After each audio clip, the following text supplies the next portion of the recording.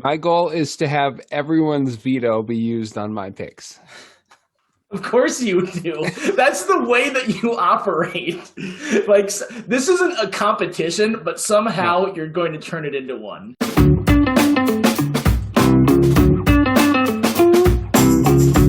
Hey everyone, what's up? Welcome back to TV Guys. I'm Matt. I'm Brian. I'm Andrew. And I'm Paul. And we are finishing out our special guest month. We're missing someone tonight. He was going to be joining us. We had Mike a couple weeks ago, and unfortunately he had an issue pop up at the last second. But we still got us four, and it's going to be awesome. And we're doing something really, really cool. We are taking 36 characters from The Office, and we are ranking them from worst to best. We're going to take turns going around, and each person is going to pick a person. And so we're going to start at number 36. We're just going to go up the list there. And each person also has two vetoes. So if someone else picks someone that's like, wait, that guy is way too low on your list, you need to move them up a little bit, they can veto it, and that person has to pick another guy. So that is the rules for it. Any other questions? Good, because I can't hear you anyway. So Wait, I do have a question, Matt. Okay. Say I pick somebody and you veto him. Can I then just pick him again the next round, or does somebody else have to pick him? You can pick him the next round, even the next person. So if you know, it's going to be Andrew first, then Paul, and then Brian. So Paul, if you veto someone, then Brian picks them right away after that. That's okay, as long as it's just not that one spot. Yeah. So. All right. Well, as I said, Andrew gets to start us off. For a reminder, Andrew joined us a couple weeks ago for the Crime Shows episode, and it's great to have you back, Andrew. So why don't you start us off? Tell us, who is the worst character in The Office? All right. I debated long and hard about this. That's what she said. But my number 36 or worst character in The Office is Todd Packer. Man, I just hate that guy. I think every time he comes on the show, I just kind of get a little sick inside. And yeah, I don't know. I just really cannot stand the dude. So that's why he's the worst. And let's hear from Paul for number 35. That's a great pick. I have him very low on my list, only one above the person that I am about to pick. And I should clarify this by saying I have about 6 people on my list that I just don't care enough to actually rank them, but this is by far my least favorite person on this list. I cannot stand her character, and that is Nellie Bertram. Yes, that's my number 36 too. So I think she was a huge mistake when she came on the show, and I know they're trying to make up for the fact that Michael Scott is gone, and they need these different characters to kind of come in, and as much as maybe Robert California is the target of a lot of ire, Nellie Bertram, in my opinion, is a worse character, and she just grates on me with every bit of her being. So, Agreed. Nellie Bertram is my first pick. All right, so I got number 34. My last pick wasn't Todd Packer or Nellie Bertram, but Nellie was my second to last. So actually, that's the same spot I had her on. My lowest one is a character that was kind of a sleazebag and also just not super interesting. I'm going with the state senator Robert Lipton, who somehow managed to be terrible to both Angela and Oscar. And also, didn't he have a kid at one point, and then they forgot that he had a kid? Or something like that? They did do that, yeah. Philip. No, he had a kid beforehand because he met Angela when his son was at Heyday, the Hay thing that Dwight was putting on, and then we never see his original son again. I think my appreciation for him just carries over from I liked him from Heroes. He was great in The Heroes. actor. I was going to say the same thing. That was his only redeemable quality. He's on my indifferent list.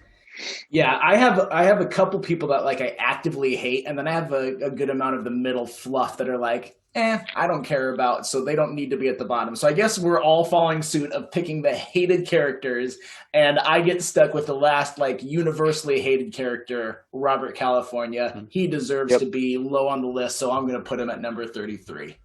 He just, he was the Michael stand-in, and you can tell that everyone else in the office is like, we don't need a Michael stand-in. We were good enough on our own, and I agree with that. They were. The cast has even said as much in interviews without going out to say it.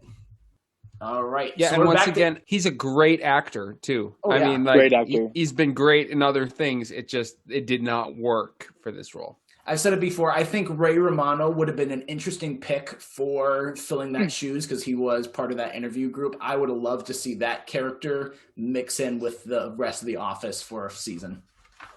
No doubt. All right, up to you, Andrew, number 32.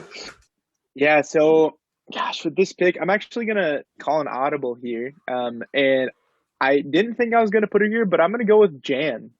Ooh. Veto. You tell me why first, but I'm vetoing this. Yeah, one. no, that's cool. That's cool. See, listen, Jan, I think I'll talk about it a little bit more later, but I don't like Jan in her relationship with Michael, and I think that has just tainted her for me, my view of her for me. And from the hated dinner party episode, from how awkward that is, like, I don't know, for whatever reason, I just like, again, kind of like Todd, gives me the heebie-jeebies. You're in the minority on the dinner party episode. I think all three of us. Really? From Dinner our Party faces. is probably one of the best episodes. It I mean, is. top 5, maybe even top 3.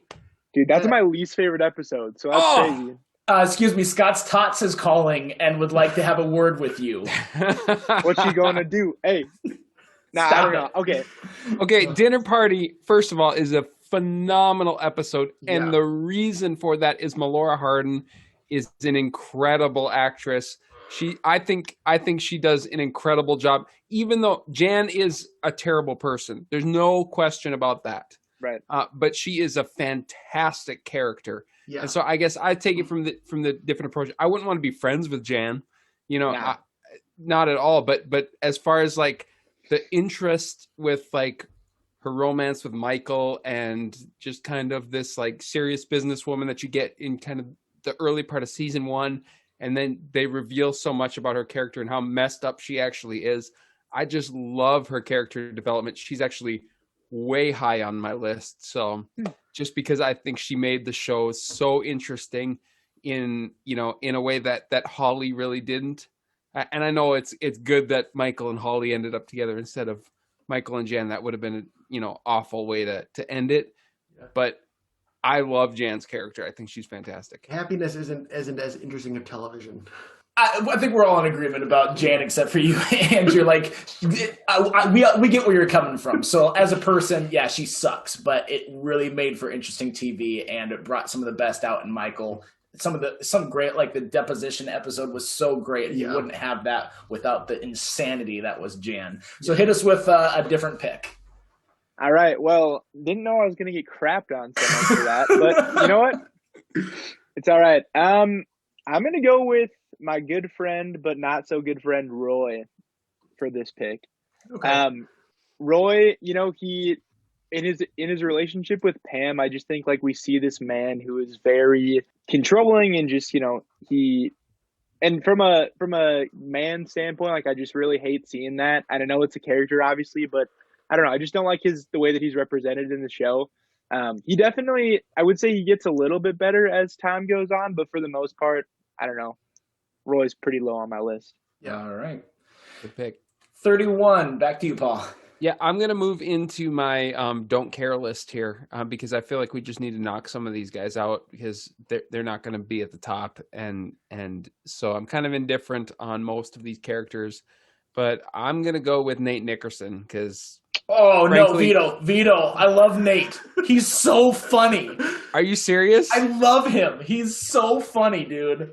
I'll be honest. When I looked at the list, that was the one name that I had to Google because I couldn't remember who he was. So he's just too insignificant for me. But You wasted my veto. I mean, he's not you at the used top. a veto on Nate Nickerson. I know he's not at the top of my list, but there are so many that deserve to be a high underneath Nate. All right. I have love for Nate just from Better Call Saul. What? It's fair. So what do you like about him? I find some of his stuff just to be so funny. He's like, he is this off the wall, outside the box sort of humor, but it's different than like Creed is the same type of outside of the box humor, but it's a very different set where Creed is like that creepy, like this guy could either kill you or, sing to you. And like Nate is just a completely different, he's so naive, and because of his naivety, like he just has this sincerity and this stupidness that's so fun. And I love this scene, like when they have to keep getting Nate's attention and they're in the warehouse and Dwight calls out to him and like says like, Nate, your mom's in the hospital again. And Nate like takes it serious again, falls to his knees and like covers his face. And then like it cuts to them talking and Nate's like, so wait, my mom's going to be fine again? Like, yes, this is what we keep doing this and you keep falling for it, Nate. I think my favorite Nate moment, sorry, I know I don't want to prolong this too long, but I can't remember. It's like when he gets interviewed and he says something about like, can I get my resume back? I had a chili recipe on the back of it. And that's just, so good. Okay, well, I guess I'll go to my next pick then, and that's Charles Minor. And actually, I think Charles Minor, he does a good job as an actor because he's supposed to be kind of a dunce. He's supposed to be boring and dull and suck all the fun out of life, and that's why Michael doesn't like him. And he does that perfectly well, but to me, he's just not that interesting of a character. So that's my next pick. Yeah, I can't fight with that one. I disagree, but I'm not using another veto. I also don't want to fight for Charles. I was interested in what he did, but you really did a good job of hating this character and realizing how good of a leader Michael was despite all of his shortcomings. All right, so I got number 30. Yep. All right, I'm going to go with a character that's just boring to me and didn't need to be there. I'm going with Pete Plop Miller from the last season. No one better use a veto on Plop. No. Yeah. The last season, Kelly left, but we didn't really need to have a replacement for her role because there's so many characters that are already there. And they bring in Clark and Pete for the gag of new Jim, new Dwight. Clark at least had some character and personality to him. Pete had nothing. And his relationship with Aaron was just nothing. Like, can you find anything interesting about it? Like, I get, happy endings don't always happen, but like we were rooting for Aaron and Andy for so much. And then they pull that away to put him with this guy. Like, yeah. I don't know. They even call him New Jim, and it's like they're trying to recreate this character, and he doesn't have an identity of his own. Yeah. Right. All right. Last character I have that I think I actively dislike, but he has a couple more redeeming moments than any of the other ones that I said, is Gabe Lewis. Overall, Gabe sucks. But I do find one line especially funny. He has a couple funny lines, but I love when he's interviewing Andy for the manager position, and he keeps throwing all these weird questions at Andy that he shouldn't know. And then he asks him about the sun, and Andy has all these sun facts that he knows. And then Gabe just freaks out. Stop talking about the sun! I quote that way too much. So that was his shining moment. But the rest of his stuff is crappy, and he really didn't need to be there at all, but definitely not after his first season that he was in. I kind of liked Gabe's character, but I'm certainly not going to fight for him. I mean, he's down on my list, but he had some redeeming moments, I thought. I'll agree with that. All right, well. Number 28. Go ahead, Andrew. Well, for my pick, I'm nervous to say because I feel like I'm going to get, trampled again, but I'm just going to say it. Ryan. Nope, no problem for me. Okay. Ryan, he starts as this sweet temp, everyone calls him the temp. And Michael just has this affinity towards Ryan that is like so weird and kind of uncomfortable. But his relationship with Kelly just annoys me, frankly. And just the way that he kind of develops later on is kind of like a sleazy businessman. I don't know. Not about it. That's why Ryan's my pick here. I think Ryan's arc on the show should have ended with the Michael Scott Paper Company. After that, Ryan runs out of interesting stories after that. Yep. Yeah. And the fact that he was a series regular and in that intro for so long, even when he disappeared for like half a season, you're like, why is he still here? I know he's a writer, but come on. Well, so is Kelly and Toby, and they're not in there. Yeah. All right. Now, Paul, you can go hit us with 27. Okay. My next pick is Val. And Yeah. I just feel like her character was underdeveloped. They didn't really do a lot with her, and then when they kind of got bored of her, they kind of just discarded her. So I don't feel like she ever really worked, and I think kind of the writers kind of gave up on her character and pretty much wrote her out at the end. She the only black woman that had more than 5 lines on the show? Probably. Well, unless no, Karen. I don't know her ethnicity. Filippelli? Her dad was a GI, so Yes. Well, her dad is Quincy Jones. So I got out of hand. All right, Brian, what's your number 26? we are the authorities. They decide who's black and not. Yes, we get to. Filippelli is an Italian name, so Well, okay. Well, I'm just gonna finish off the pairing. Since no one has done that since I came around again, I'm gonna go with Clark Green, the new Dwight. Like I said, he had more interesting stuff than Pete, so he's a little higher on my list than there. But again, like he had a few funny gags, but he kind of plays the same character in everything that he does, and I don't know, it's just forgettable in the grand scheme of things. Yeah, that brings us to 25, and there's some that I could jump into that are like disliked of the bigger cast, but I'm gonna hit one more is kind of forgettable, and that's Mose Schrute. Mose is only interesting because of Dwight. Like Mose, everything interesting about Mose is about Dwight, and so nothing about him as a character specifically stands out to me. But I do understand why they had him. In fact, I thought that we didn't even need him on this list because he has like less than 10 lines in the whole series, I think. So, Yeah, but the stories of Mose are so much more interesting than Mose itself. So I think he had to be in there. yeah. I fought for keeping Mose in the list, by the way. he was a great physical comedian. Like his running and like his That's true. gestures and his facial expressions. I mean, and the fact that he's not even an actor. Like Mike Schur is a producer. So Right. I thought he did really well with the character. But yeah, I agree. Forgettable character. Matt, I almost vetoed that until you said the thing about Dwight because that's true. I like Mose as a character, but without Dwight, he's not a factor. Yeah, I have nothing against him, but just for the purposes where we're at. All right, tell us your number 24. We won't yell at you too much. All right. Well, I'm going to go with a pick that Paul said. I think Nate is funny, but I'm going to pick him here. This is a fine spot for him. Again, with Paul, I do think that he is just one of those characters. I think there was 2 that I had to Google, and he was one of them. Just pretty forgettable. Yes, there are those couple funny lines, but in the overall arc of the story of the show, doesn't really do much. All right. 23, Paul. That's you. Okay, so my next one is Jo Bennett, and I actually kind of like Jo. I think she's a great personality. I think she's great in Waterboy. So Yes. that's a fantastic movie.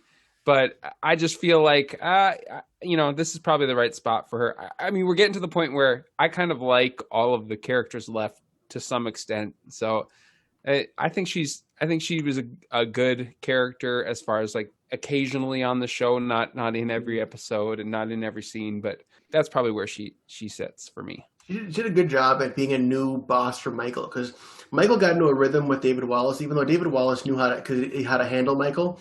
Having a new person fill that slot was real jarring to him, and that was interesting to watch. I think the biggest mistake they made with her was when they introduced her character was in that instructional video that also had Christian Slater in it. And so when I'm watching it, I'm like, and they make a joke about Christian Slater being like, this company got this celebrity. And then Kathy Bates shows up and you're like, oh, okay, so they're going to have multiple celebrities. And I'm just like thinking that that's what they're doing. And I laughed at that. And then like 5 minutes later, it's like, oh, wait, no, she's actually a character.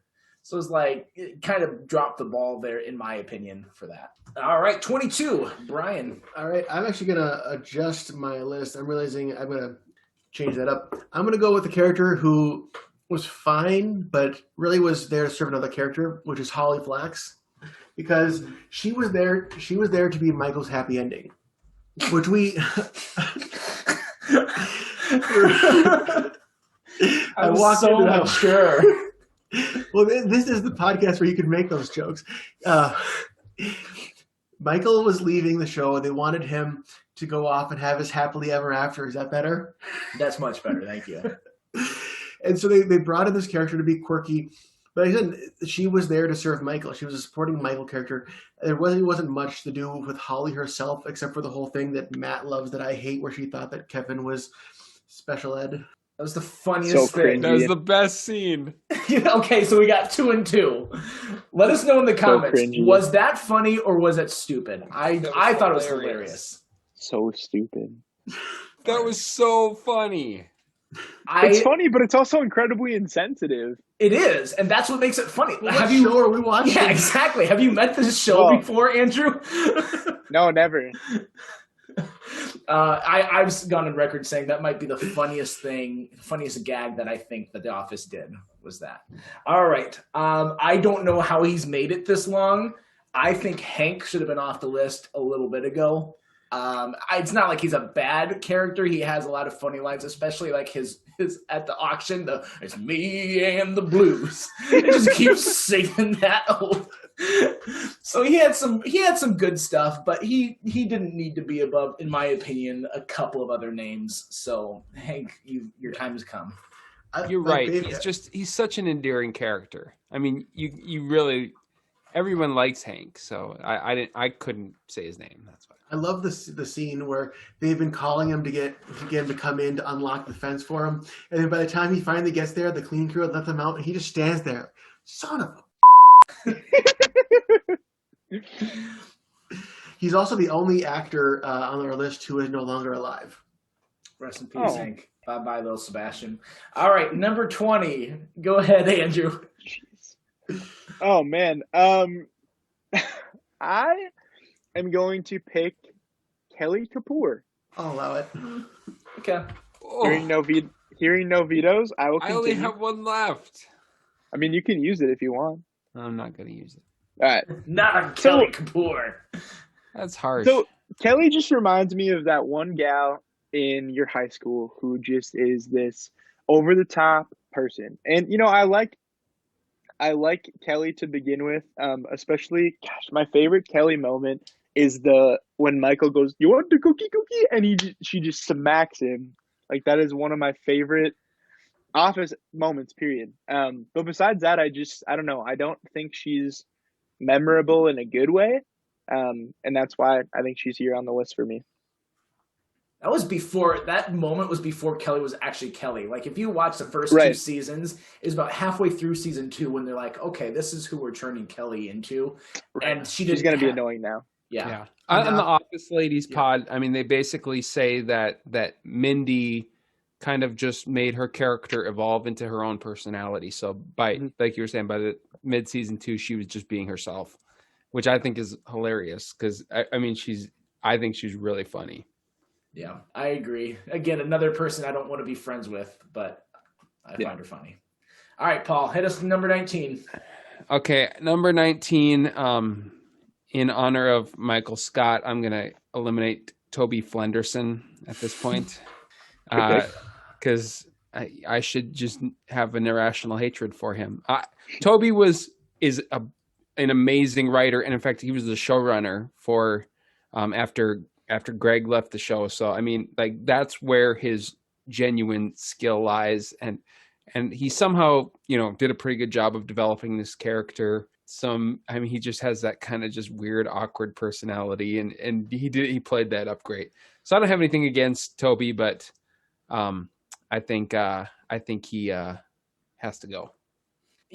I was going to let it slide. I think I have to veto it. I like Toby.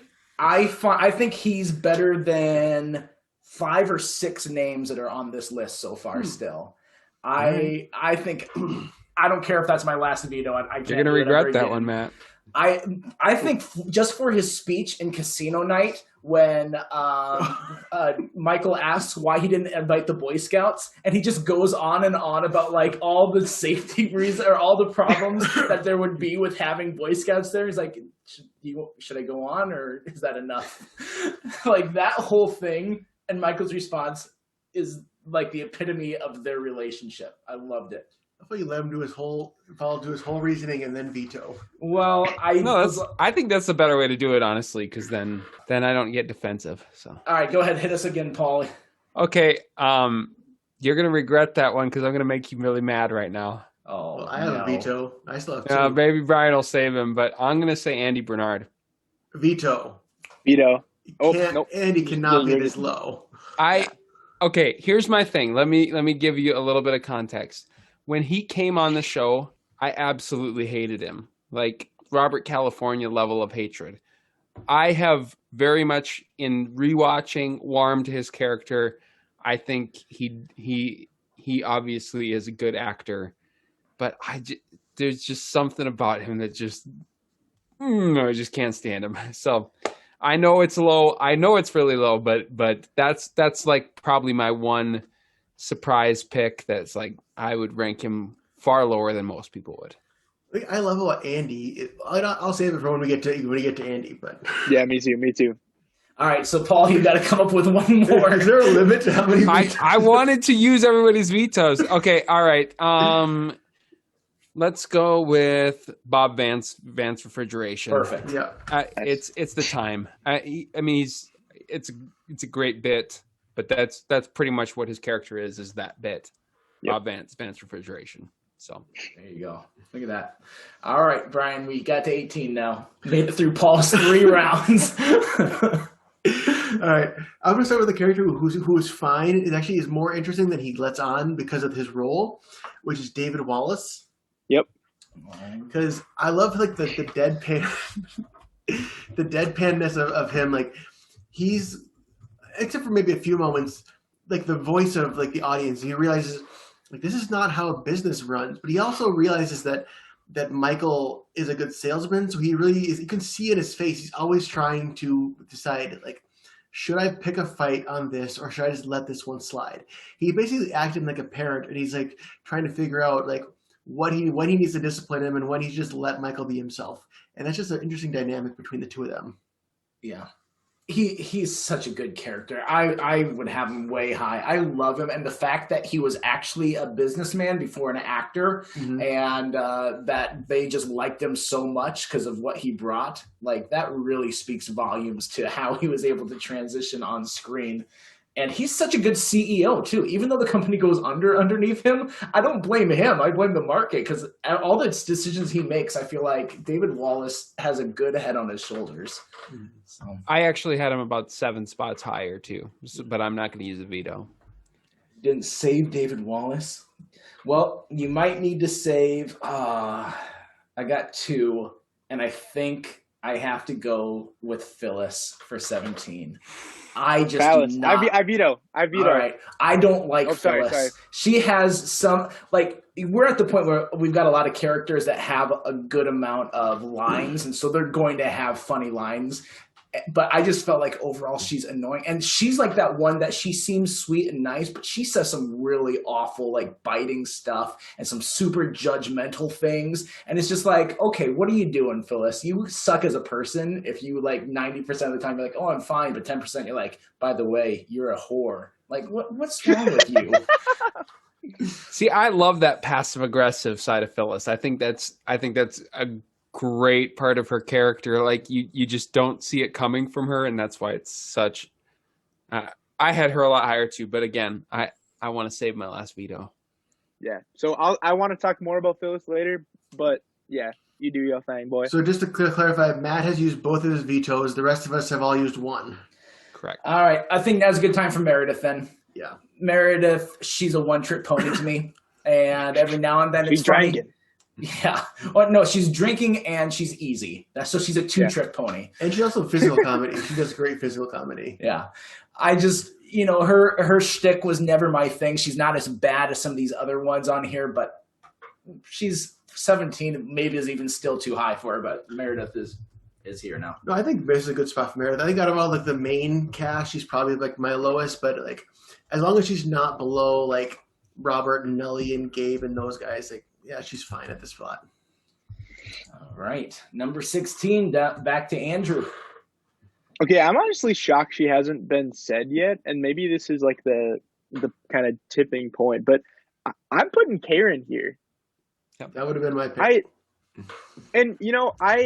There's nothing about Karen that screams like I don't like you, but there's also nothing about her that is super, I don't know, redemptive, if that's the word. Like her relationship with Jim is kind of weird, and there's always that point in the show, like when you knew that it was going to be him and Jen. And so I just think that Karen was kind of that fill-in, and then she gets pregnant, and then it's all weird, and yeah, that's my pick.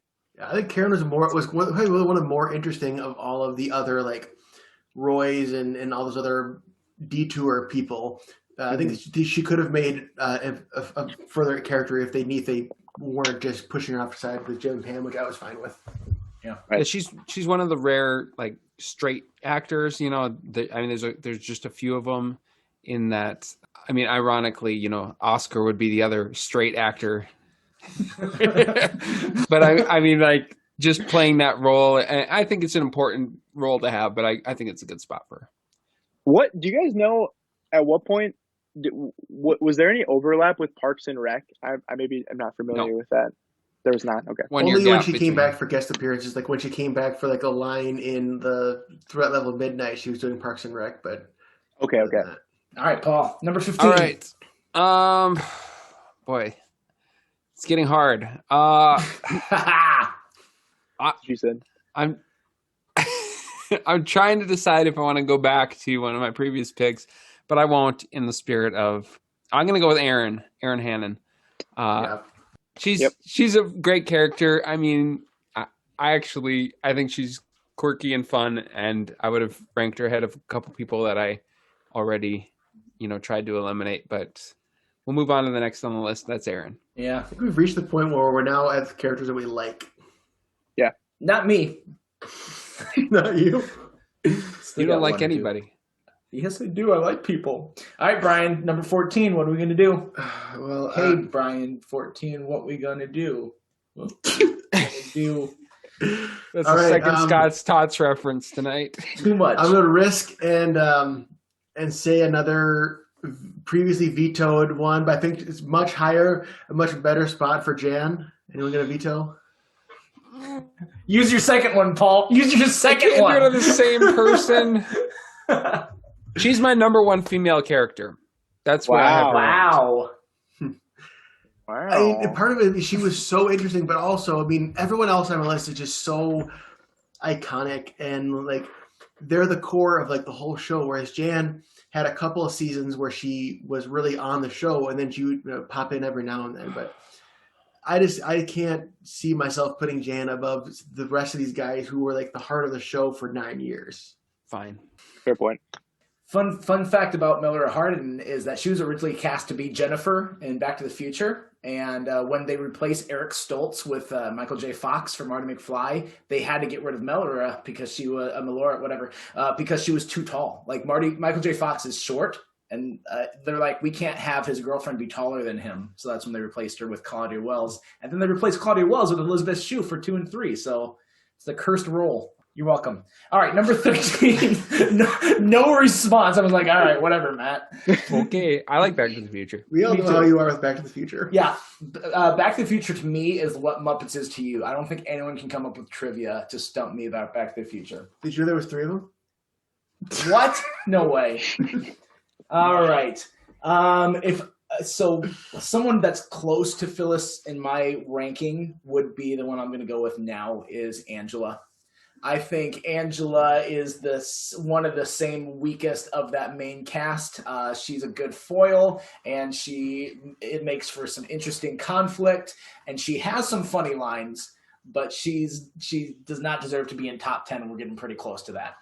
Couldn't agree more there.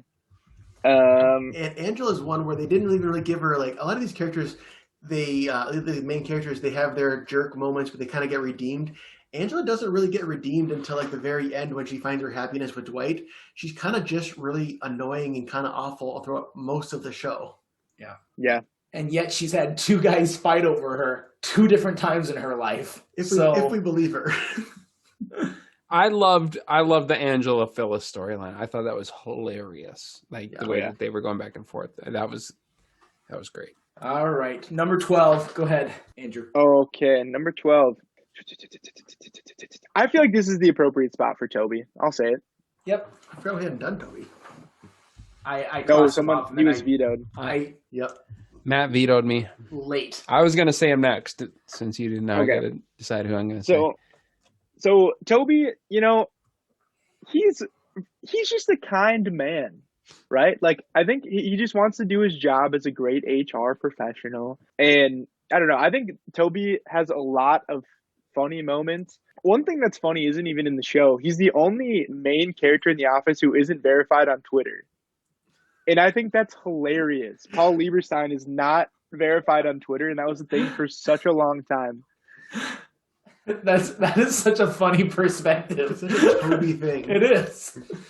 Yeah, and I mean, I'm sure the Twitter people just kept it going because it's funny. But yeah, I don't know. I mean, Toby's a great character, but I think he's deserving of his 12th spot because there's 11 others better. Sounds Fair good. All right, Paul, number 11. I'm gonna go back to Andy Bernard. I'm gonna make somebody veto me again. I have to save my vetoes. I'd like to. The fact that Phyllis made the top 10 and Andy didn't makes me mad right now. I just want I you like to know Phyllis that. better than Andy. He's actually not. I will veto that. Oh, Okay. okay. But you can say your piece if you want to. No, He already has. I've already made my case. I mean Phyllis is one of the original characters too. So, Andy's. I mean, he's funny, but I don't know. Okay, moving on. I'm gonna have to go with Creed just because I think he's Veto. I have to veto. Creed, not in the top 10? Okay, but here's the thing. He's the least significant of all the characters left. He hardly has, I mean, he has minimal. I like Creed. He's funny, but what are you going to, you can't take out any of these other guys. Paul, you succeeded in wasting everyone's vetoes. You did. It's great. Now I can pick whoever I want. And I have a veto left. You do.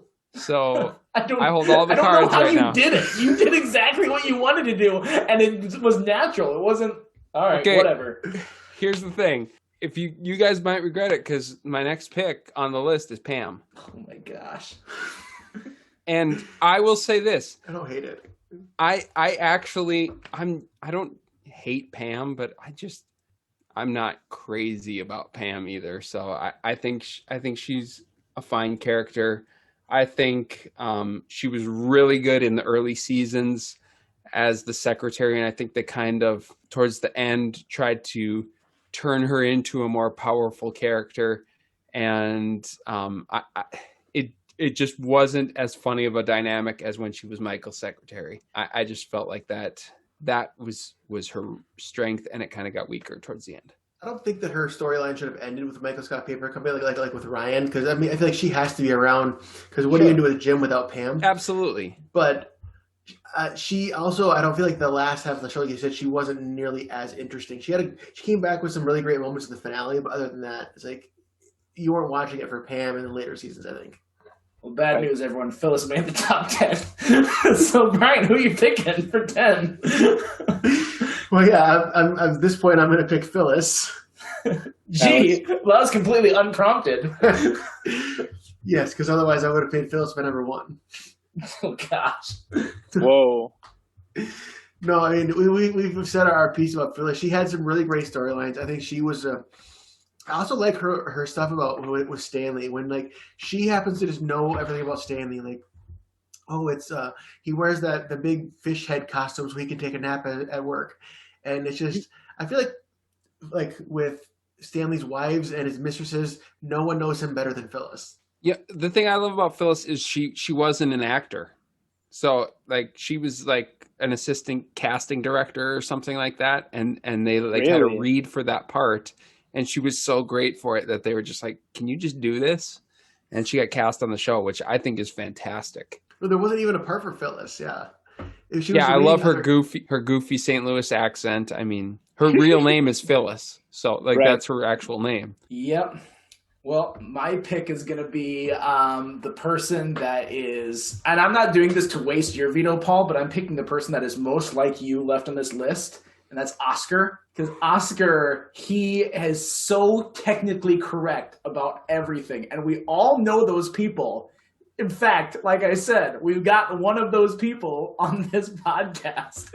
And so it gets to the point of being annoying at times. This is the only character with all these that I have left that I've been annoyed by. I don't think You're talking about the fact that he knows, like, he's a smart one that knows that, you know, has all the little random facts and stuff like that.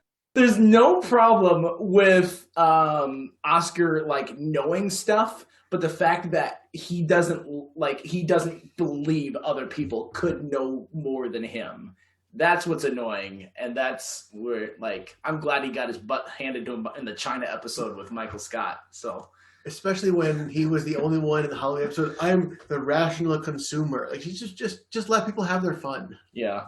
The kiss scene with Michael Scott was one of the best scenes in the entire show. That's true. That was so funny. But that was all on Steve Carell. Yeah, but I mean, Oscar's reaction to it was just like, it was just priceless. I like Oscar because, again, like, I mean, he's the straight man that's, you know, not straight, but I mean, like, he plays that role, and he's really, like, the only one in the original cast that's not, like, super quirky. And I think he just plays with all the other characters really well. But I think I only have 2 other people below him on my list, and you're not going to pick either of those, so I'm not going to waste a veto here. All right. Go ahead, Andrew. Number 8. Number 8. Oof, we are getting to it here, folks. I'm going to go Creed. I'll allow it. Not that I You have a choice. Well, I was going to say that sucks if you don't, because you don't have any vetoes. No, I don't know. I think again, we talked about how we like these characters. You know, I really like Creed. I think when I watched The Office the first time, I was like, this Creed guy is just a creep. And I think he's one of those characters, and maybe you guys agree, like, you get to like the more you watch. Would you agree with that? Yeah, I think so. And, like, I think one of his best moments is when it's like somebody's been murdered and Creed just, like, runs outside. And it's just like, and then when they're talking, I think about the weed episode, and it's like, oh, is this weed? He's like, no, it's whatever says the proper name, and like, oh, obviously he doesn't know. And I just think, like, he has a lot of great moments, but ultimately I couldn't rank him higher than anybody else on the list. Like when Dwight comes to him and says, I need you to help me turn a mop handle into a wooden stake. And he doesn't flinch, doesn't think it's weird. Oh, what size? I think the most interesting thing about Creed is, like, at the Halloween episode in the first season, they decided they needed to fire somebody. And so they were either going to fire Creed or Devin, and they filmed them both getting fired.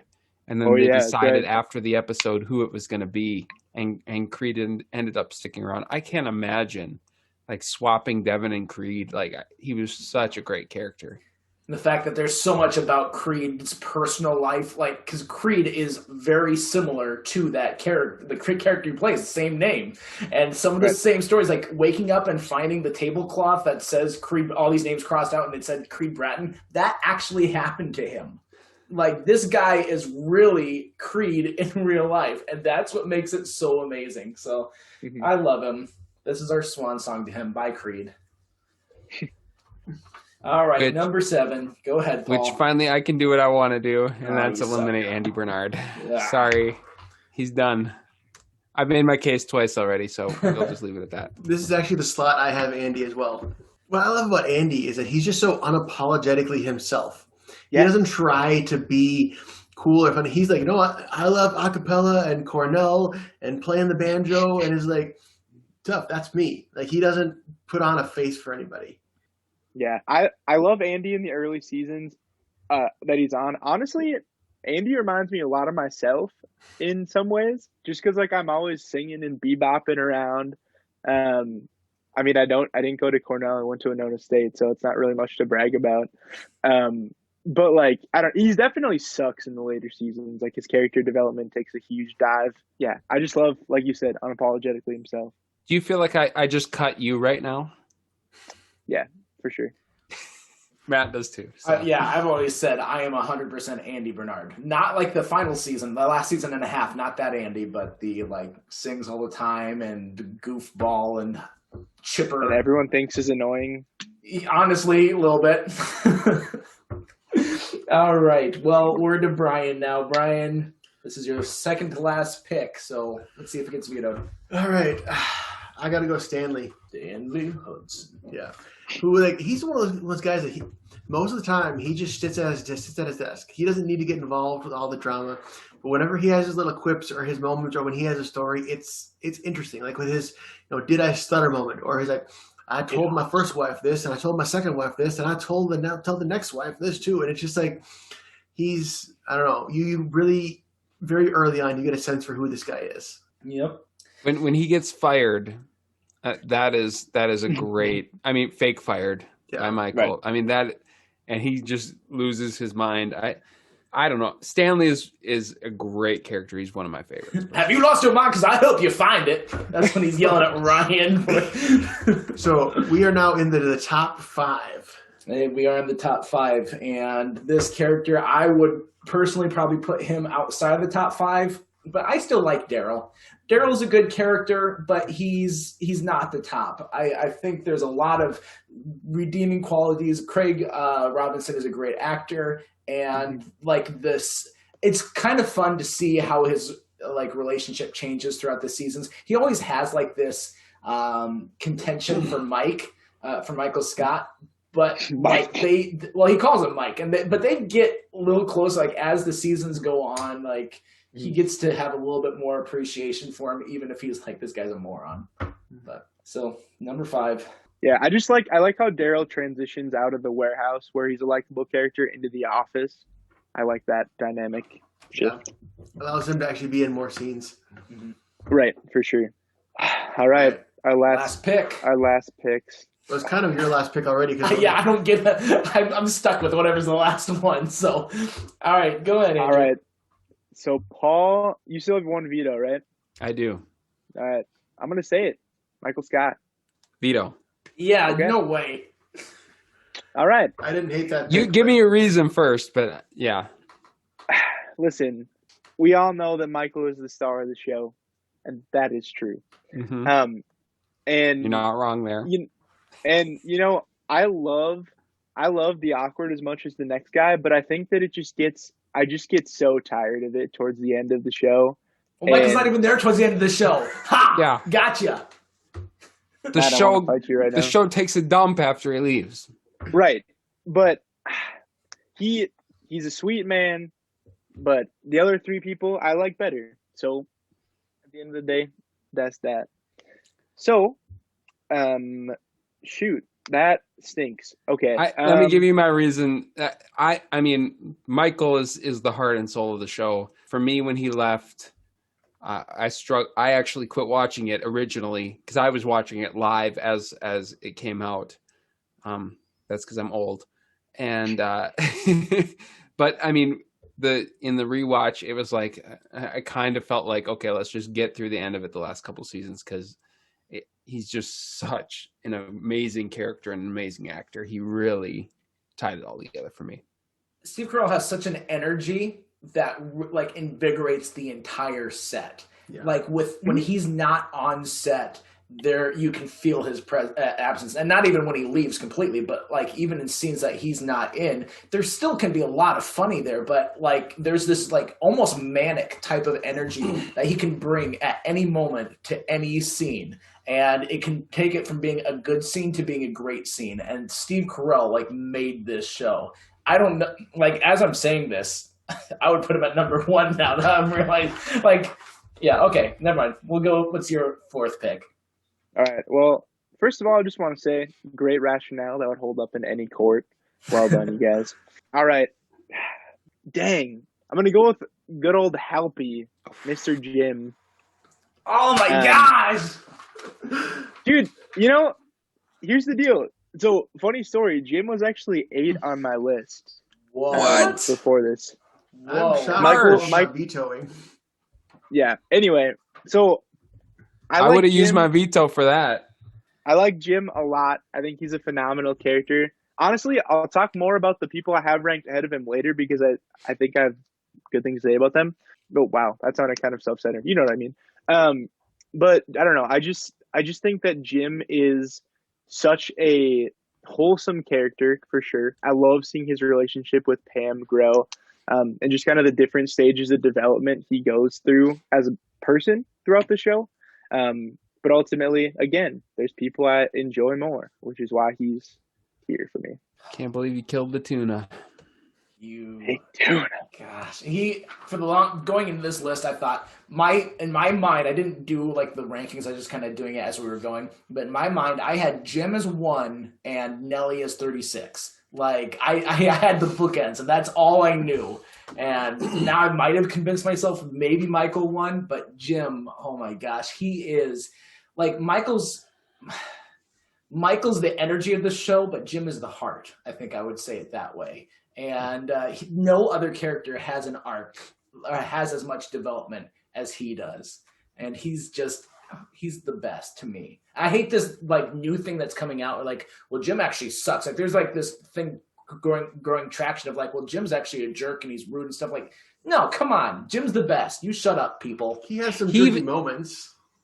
Yeah, absolutely. And but the finale, what does he do? He's the best man for Dwight, and I mean, he pulls off getting Michael there. I mean, he proves he's genuinely a nice guy and gets Dwight the job as the manager. That's right. Yeah. Okay, I'm gonna just do something because I don't trust Brian. Uh-oh. I wasn't going to do that.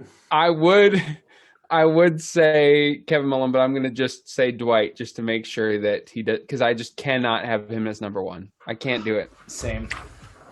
Can't do it. I love Dwight. He's a great character. He's the perfect foil to Jim. You know, I don't really have anything bad to say about him. He's got the best lines. I mean, he's absolutely hilarious.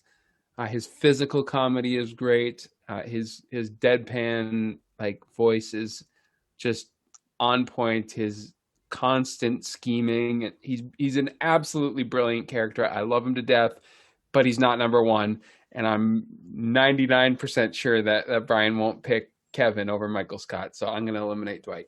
I was thinking, I thought for sure you'd pick Kevin at 3. I was like, how am I going to pick between Dwight and Michael? Because to me, Dwight and Michael are very close as number. Yeah. I wouldn't be mad at either of them being number 1, but Dwight is another one of those characters that like he's been in there's no episode that Dwight's not in, and the show, like, I know we say like, oh, the show couldn't go on without Michael but they did. I don't know how they could have done the show without Dwight, because Dwight is just so unique. Yeah. There's no replacement Dwight. Yep. I would have him actually at number 6.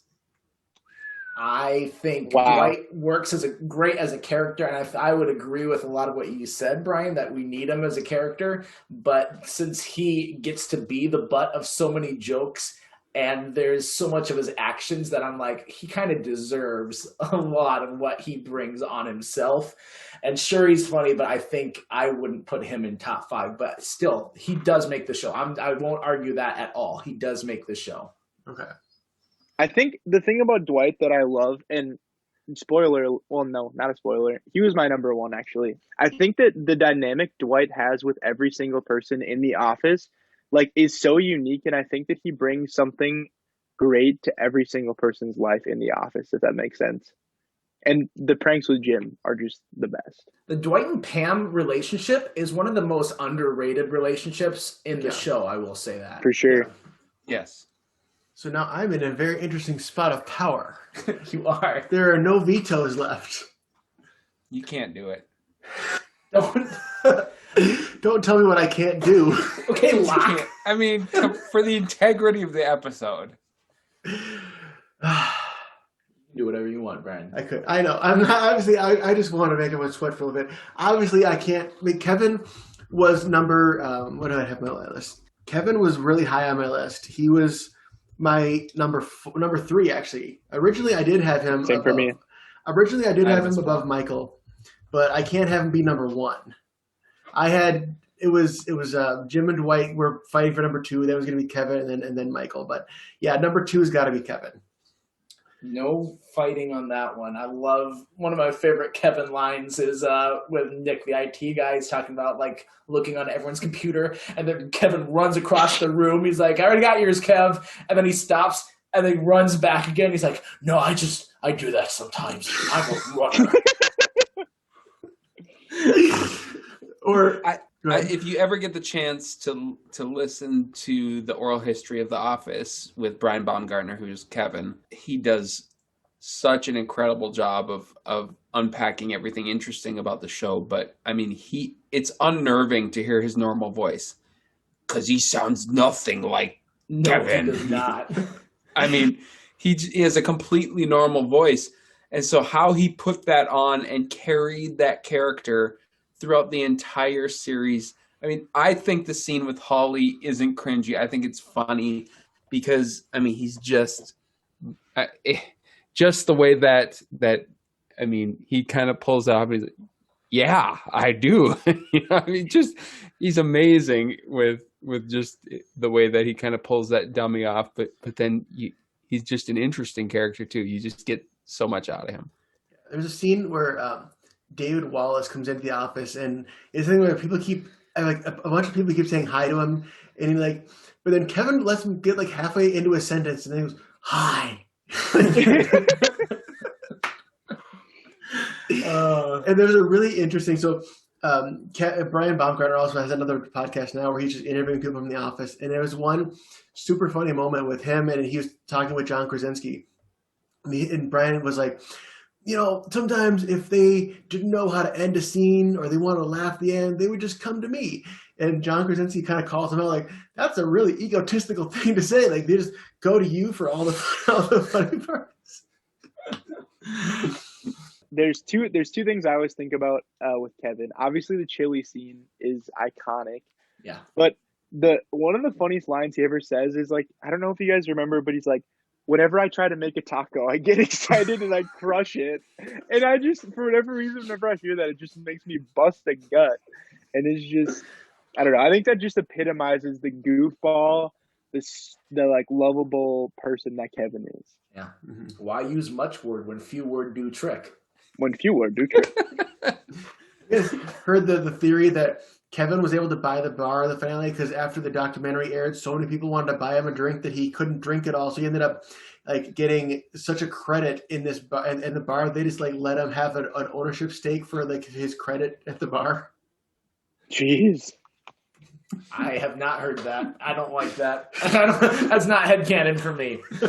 All right. Well, let's talk about, like, we've already talked a lot about Michael Scott. He is such a dynamic act. I love Steve Carell. Like, this was a perfect role for him. He did so much. I love that they saw the genuineness of Steve Carell and they changed his character from season 1 of being a jerk to being more a goofball. Like, there's two ways to be insensitive. One of the ways is to be it on purpose and just be a terrible person. And that's the Ricky Gervais version. And then there's the other way that Steve Carell ended up going with of being just naive and not understanding. And most of the time he has a good heart. Now, not every time, he does some bad stuff, but most of the time he's got a good heart about things, but just completely misses the forest for the trees. And so, people can talk about like how, talk about how cringy he is, but it's just because like he misses it. He doesn't get that what he's doing is not the right way to do this. And he's just so focused on like love and people being together and this being a family and being accepted and all that sort of stuff. He completely misses the nuances of being a human, and the energy he brings to it, like I said, is just top notch. Another thing to think about with him being inconsiderate is like when he finds out that Martin was a criminal, he's like, such a bad move for them to hire a black criminal. Why couldn't they have hired a white guy who was in prison for polluting a black guy's lake? That's true. Why couldn't they have done that? Andrew, do you have a good reason? Wow. No, it was interesting. Like if I think a lot of times we think about like things from the lens of today, right? You think like, oh, this couldn't have been made in 2021 because this, and this. And I think obviously The Office probably wouldn't have been made today with all the jokes and stuff that they make. But I think that, like you said, Michael is that perfect representation of like, I'm just clueless and I don't know anything, and I just think that character is super funny and that there's no room for naivety in society, if that makes sense. Yeah. Um, Right now, there might not be. Right. And Michael Scott just, I don't know, embodies that super well, and it's awesome. Yeah, I think. I mean, it's really interesting to think about. Like, it was his role was almost cast for Bob Odenkirk, like the guy from Better Call Saul.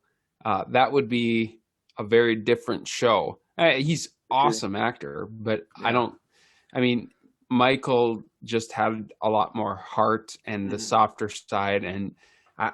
I mean, I literally was in tears at the farewell episode. I mean, Yeah. it was that was like so emotional, and I honestly just kind of wanted to stop watching the show at that point because I feel like he is the show. So even though I probably would have had Jim as my number one in a list because I wouldn't want to pick Michael Scott, I'm really happy that he ended up number one because I think he is The Office, and You're welcome. fits. That was my pick. So I'm still bitter that Dwight Good job, didn't Matt. get me number 2 just because Paul didn't trust me. yeah. With reason. With reason. Dwight could have been number 2. He could have been the assistant to the top of the list. So. Hey.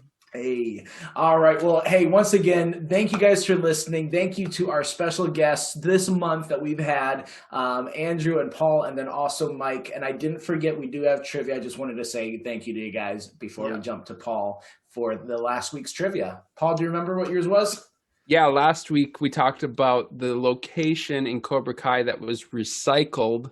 And maybe since Andrew wasn't here, he can take a crack at it. But you don't know anything about it? Okay. Nah, but let's hear it. They went, so they used this location as a date night for Sam and Miguel in Cobra Kai, and it was recycled from the original Karate Kid movie. They went to, Was it a drive-in movie? nope, it was Golf and Stuff. Golf, the letter N, Stuff. Classic. Golf and Stuff, It's right next to Food and Stuff from Parks and Rec. which is right next to Bed Hey. Bath and Beyond. There is another in stuff reference in the movie. I can't remember what it is, but there is another place that's in stuff. In Stuff. There you go. All right. So this week, obviously, since we're talking about The Office, I got some Office trivia for you. And so the theme song for The Office, iconic. We all know it. I learned it on piano at one point, and it was fun. But that was written a week before the episode aired, the very first episode. They had a placeholder for the longest time that they were going to do, and they had a song that was actually ended up using later on the Guardians of the Galaxy soundtrack. That's your hint. So what song was originally used and was going to be the theme song for The Office? You don't, there's silence. You guys don't have to answer now because this is for everyone else. So, Paul, do you know this answer because of the same reason I know this answer? They said it on the Office Ladies podcast this week. yeah, so. I started listening to that. Thank you for, now it makes me seem like I'm not so smart. It's like, oh, I just listened to a podcast and I have found something out. Well, we just do a podcast. I You do 2 of them. I do, because I'm awesome. Twice the fun. All right. Well, again, thank you, Andrew. Thank you, Paul. We'll definitely have you guys back on at some other time, but you've helped make June an awesome month. And if you guys like these guys, definitely let us know. You can follow them both on Twitter, Facebook. You can follow us on Twitter and Facebook as well. We also have an email. We're not going to tell you what it is because I think Andrew and I are the only 2 that follow you on Twitter. So you are. That's true. And I will start get that up. I should update it more. I don't update it as much because for the longest time it was just Andrew, and then Paul jumped in. So thank you, Paul. I follow us if that counts. From my account follows the TV Doesn't Guide count. account. It's 2 Doesn't different count. accounts. No, you don't count. Well, until next time, I'm Matt. I'm Brian. I'm Andrew. And I'm handsome. Close. And we're reminding you to stay tuned and keep watching.